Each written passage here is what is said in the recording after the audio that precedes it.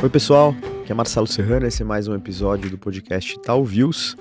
Antes de começar, eu deixo um convite para você que nos acompanha aqui no podcast seguir as nossas outras plataformas. A gente tem criado conteúdos complementares para o Instagram e todos os relatórios aqui do Research da nossa área macro ficam disponíveis no canal do Itaú Views no Telegram.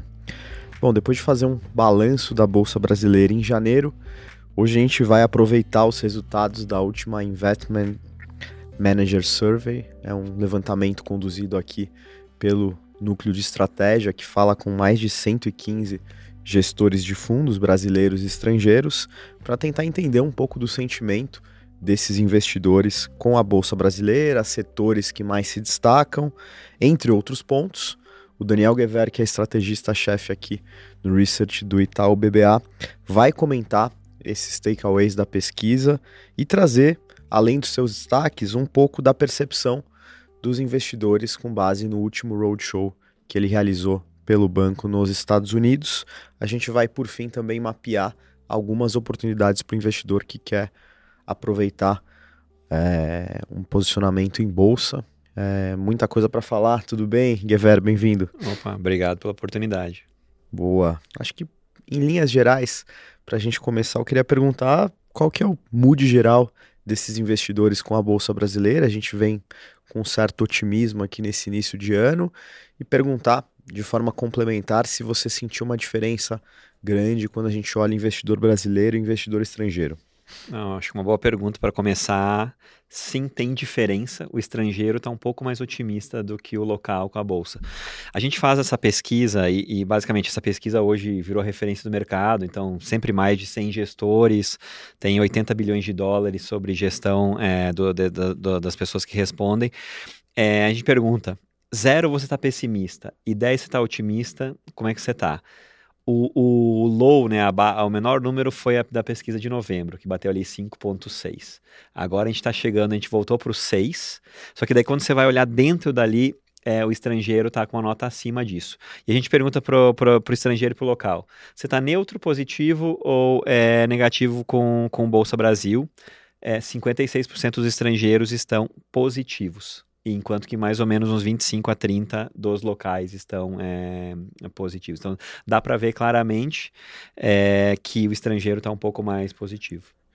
E aproveitando esse gancho do estrangeiro, eu queria te perguntar quais foram os principais tópicos, que perguntas esses estrangeiros trazem para a gente, aqui pegando como parâmetro o último roadshow aí nos Estados Unidos, e perguntar também se o contexto macro se sobrepõe completamente ou se o gringo quer entender, tem interesse também em conhecer melhor algumas dinâmicas micro setoriais aqui. Acho que esse foi o melhor roadshow que eu tive da última década, em termos de diferença de perfil de clientes. A gente expandiu o mercado. Acho que um dos receios, né, a gente teve um pouco um complexo de vira-lata, chegou lá novembro, dezembro, um pessimismo, daí começou a perguntar, o Brasil é investable, né, o termo em inglês, né, nesse sentido, e acho que a conclusão o estrangeiro sim está olhando, o que chama a atenção dele? Chama a atenção dele porque acho que o sinal amarelo que acendeu para ele olhar lá foi, o Brasil foi um dos piores mercados em dólares em 2024, que é o 35% em dólares arredondando. Só que ao mesmo tempo, a Bolsa chegou batendo nos menores níveis de valuation. O valuation, na nossa cabeça, ele funciona em extremos. Então, se pegar assim, o que é a média da Bolsa Brasileira historicamente? A média da Bolsa Brasileira historicamente é ao redor de 10 vezes e meia lucro. No final do ano, a gente bateu próximo de 6,5 e o mínimo histórico nosso foi 6 vezes. Ou seja, a gente estava negociando a quase 2 desvios padrões abaixo da média histórica. E daí o que isso faz? Isso traz um tipo diferente de investidor olhando a bolsa. E isso meio que foi refletido na nossa agenda até de reuniões nos Estados Unidos. Começou a entrar no radar. Geralmente a gente vai fazer um roadshow, a maior parte dos investidores que pega a reunião é um gestor de mercados emergentes, depois o cara de Latam e alguns hedge funds. Agora começou a ter gestor de fundos globais, gestor de fundos de valor, inclusive até gestor de deep value funds. Pessoal comentando, 2 anos atrás foi Turquia, ano passado foi Argentina, será que o Brasil vai ser o play que ficou muito barato nesse momento? Então, valuation chegou num extremo, Agora, depois dessa leve alta que a gente teve, está um pouquinho acima de 7 vezes, ainda é cerca de um desvio e meio abaixo do histórico.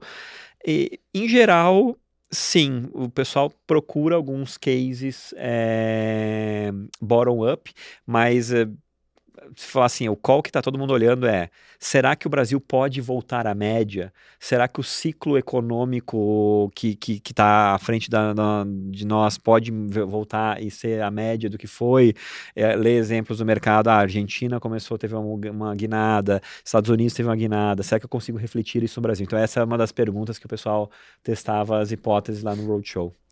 Certo, acho que macro se sobrepõe então, mas ainda tentando aprofundar em setores, há algum consenso para esses investidores? Onde que a turma está mais otimista e quais setores que eles preferem evitar nesse momento? Tá, eu vou falar do survey especificamente, e você vê que tem uma dissonância entre estrangeiro e local. O setor preferido nessa nossa pesquisa continua sendo utilities. Mas por quê? Porque Rio de Janeiro tem um overrate, 84% dos gestores respondendo às pesquisas estão overrate, uma alocação acima da média em utilities. O segundo setor preferido do survey como um todo é o setor de bancos. O terceiro é o setor de financeiro que não bancos, então empresas de bem de capital, de seguros e outros. O quarto setor, oil and gas, petróleo. E o quinto setor teve uma mudança essa vez. Saiu shopping center, acho que talvez um pouquinho do receio da desaceleração potencial do consumo, e entrou construção civil, principalmente os players de baixa renda. Então, esses são os setores preferidos na pesquisa. E daí quando você olha assim em termos de o que o estrangeiro e o local tem comunalidades, diferenças, o estrangeiro gosta muito de setor industrial. Porque ele tem um call de Embraer, de WEG, depois quando a gente falar de nomes específicos, e também ele prefere o setor financeiro mais do que o local, na média. Quando eu vou para o outro extremo da equação, que setores que ainda estão com alocação abaixo da média, em votos, setor de consumo, setor de educação e o setor de siderurgia e mineração. Esses foram os setores que os investidores votaram como abaixo da média. Boa. E quando a gente olha para a tendência de lucros, como é que esses investidores se dividem entre otimistas, neutros e pessimistas, olhando aí principalmente temporada de balanços? Aqui a gente, quando a gente sempre vai conversar de bolsa, a gente fala dos 4 pilares, né? Valuation, posicionamento, macro e tendência de lucro. Na sua pergunta de tendência de lucro, eu concordo com a resposta dos investidores. Assim, o número aqui exato, né? Perguntar quanto você acha que está realista, né? Que não tem nem viés para cima e para baixo, foi 44%. Só 11% acha que as estimativas estão conservadoras, ou seja, tem revisão para cima, e 41% acha que as estimativas estão agressivas, ou seja, tem uma revisão para baixo. Se a gente até soltou um relatório essa semana mapeando revisão de lucro da bolsa. E o que a gente tem visto o que é a bolsa, né? Eu sempre comento isso. 1/3 commodities, 1/3 sistema financeiro e 1/3 doméstico. Onde é que está o risco da bolsa ainda? É nos calls domésticos. A gente viu revisando cerca de 5% para baixo no primeiro mês do ano, em janeiro, a parte doméstica da economia. Eu acho que vai revisar um pouquinho mais agora nos próximos 2 meses isso. Setor financeiro está próximo da estabilidade, setor de commodities está levemente positivo. Temporada de resultados na média, assim, só 4% das respostas acham que a temporada vai ser positiva e levar a uma revisão positiva de lucros. A maior parte acha que vai ser positiva sem revisão ou neutra também sem revisão. Então, acho que é uma temporada que ela é ok. A gente até tirou, né? Se você olhar na última linha, o lucro vai cair ano contra ano por causa da marcação do dólar no final do ano e por causa dos commodities um pouco mais baixo o preço realizado no quarto trimestre. Mas a parte doméstica ainda cresce duplo dígito, tanto receita, EBITDA e lucro. Então é uma temporada ok, mas não vai levar a revisão positiva. A gente acha que ainda tem uma leve revisão para baixo de lucro e concorda aqui com os resultados da pesquisa. Boa. Deixando um pouquinho de lado a pesquisa e voltando a falar do Roadshow, quando a gente pega esse cenário global com política tarifária de Trump, que deve acarretar um cenário mais inflacionário nos Estados Unidos, uma manutenção dos juros no patamar atual, que é um patamar relativamente alto, isso tudo, como afeta a Bolsa Brasileira, o apetite em relação ao Brasil, né? Considerando uma perspectiva de fluxos ali para Estados Unidos, e considerando uma cesta de emergentes, como que esses investidores posicionam o Brasil frente a outros pares aí que a gente tem? Acho que assim, o melhor cenário para mercados emergentes é uma combinação de o dólar fraco, então DXY, né, que é a principal métrica que se monitora, então ele chegou a bater 110 e começou a voltar um pouquinho, e se o Fed vai cair juros, aqui até no survey, aqui na pesquisa, o pessoal acha que vai estar mais próximo da estabilidade. Só que tem vários países de mercados emergentes e diversos da América Latina que aceleraram muito a alta de juros ano passado e no anterior e que tem espaço para cair juros nesse quesito. Então, acho que está tendo um pouco de... com esse dólar batendo no topo, um pouquinho de olhar em países que ficaram para trás, em países que underperformaram no passado, então está tendo meio que os laggards, né, os retardatários estão performando bem. Tem um feedback no Roadshow interessante, quando eu converso com gestores de mercados emergentes, a Índia foi um destaque muito grande até setembro, outubro do ano passado. Chegou a bater quase 23, 24 vezes lucro. Começou a revisar um pouquinho para baixo a estimativa de lucro.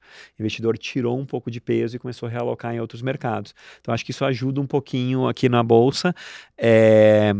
Entrou no ano 7 bilhões de reais já de estrangeiros.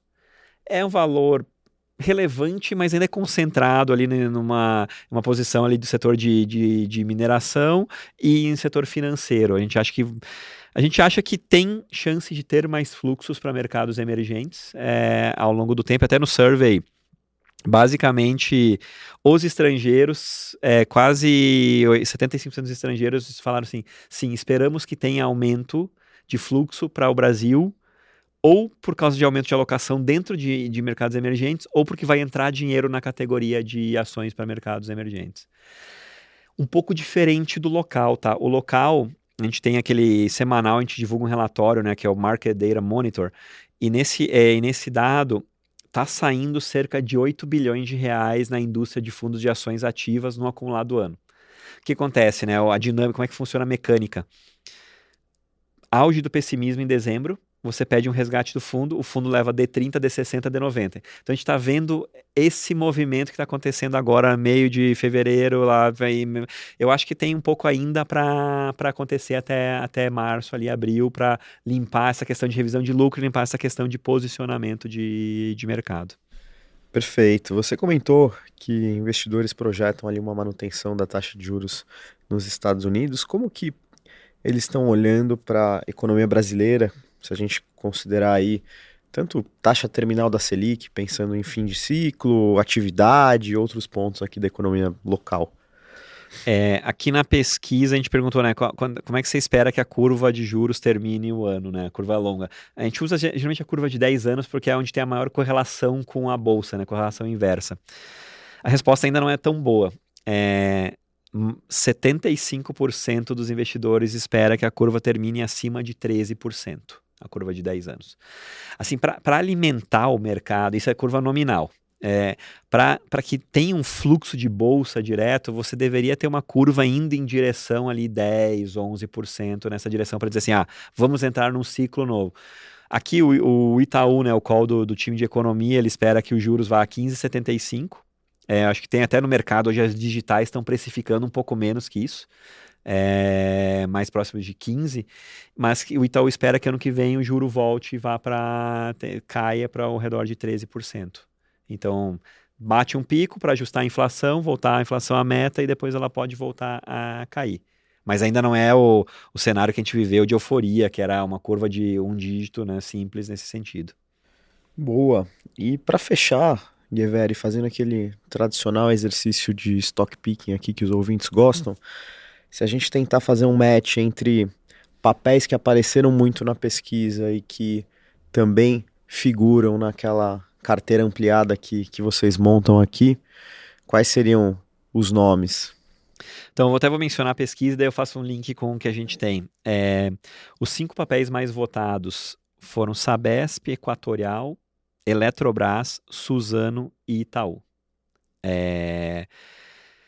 A gente gosta muito do tema de infraestrutura, eu sempre faço a pergunta, né? Você gosta de NTN acima de 7%? Eu gosto. Então, por que não comprar uma utility, um call de infraestrutura que te dá 13, 14, 15% de taxa interna de retorno real, que se você adiciona a inflação, você tem quase um retorno de private equity potencial próximo de 20% de retorno nominal, com um risco menor, porque é protegido por inflação no longo prazo. Tem que pensar, né? Ações são ativos reais e proteção por inflação no longo prazo. Então, a gente continua achando que infraestrutura é interessante, concorda com esses temas, né, Sabesp e Equatorial. Aqui, eu acho que o setor financeiro, aqui na pesquisa, ele foi representado por Itaú, Banco do Brasil e Porto Seguro. Por motivos óbvios, a gente não pode cobrir nem Itaú, nem Porto Seguro. A gente tem no nosso portfólio BTG, que é uma maneira aqui que a gente faz, né, para ter a exposição ao setor financeiro. Aliás, assim, o que eu sinto que o investidor, quando ele quer entrar no Brasil, ele procura setores cíclicos de qualidade. E o setor financeiro no Brasil e na América Latina, ele é de qualidade, porque tem uma rentabilidade do seu patrimônio interessante. Então, a gente acha interessante o setor financeiro. Banco do Brasil, a gente escreveu um relatório, uma pesquisa proprietária quantitativa, estudando Factor Investing, né? Olhando os DNA das ações, né? Então, investimento em valor. Banco do Brasil foi uma das ações que tem mais valor esperado, porque ela tem um preço de lucro muito barato, abaixo de 4 vezes, e um dividend yield relativamente interessante. Então, acho que isso conversa bem com a pesquisa. Outros nomes assim que a gente tem, Suzano foi mencionada. Eu acho que Suzano é um bom zagueiro do portfólio.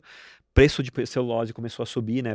Pegou o aumento agora na China, lá $580, $590.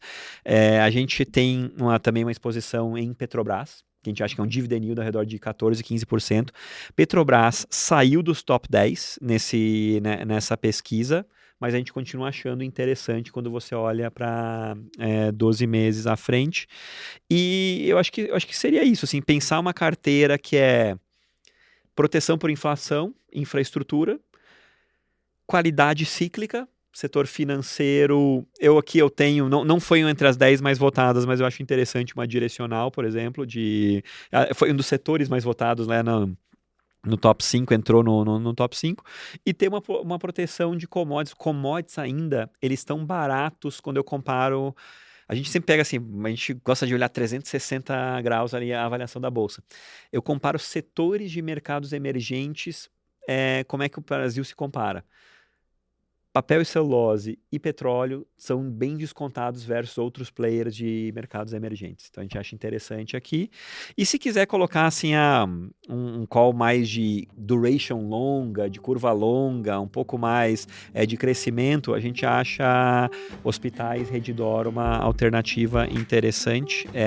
Ele não foi também um dos 10 mais votados, mas eu, na minha alocação lá, concordando com o Vinícius, nosso analista de saúde e educação, a gente gosta também de Redditor.